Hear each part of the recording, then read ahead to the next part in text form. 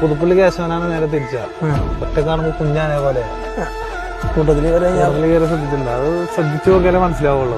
ആനകൾ ഒറ്റക്ക് നിൽക്കുമ്പോ നമ്മൾ ആനകൾ വലിയ ആനകൾ 5-6 എടുത്ത് പോയിട്ട് ആനകൾ കണ്ടുപോകണം. തിരിച്ച് വേറെ ആനകൾക്ക് പലരും പല ഹൈറ്റാണ്.